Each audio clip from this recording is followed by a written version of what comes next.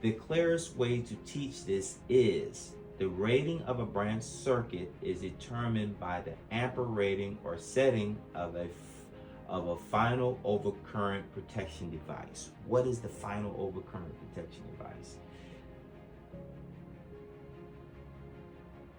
That's a good one because I'm thinking about the breaker, and the final overcurrent protection device could be the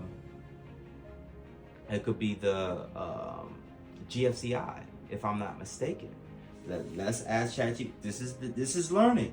This is learning. I don't know all the answers, but guess what? I have the perfect tool to answer those questions. So one thing about learning, we don't just try to get through the learning.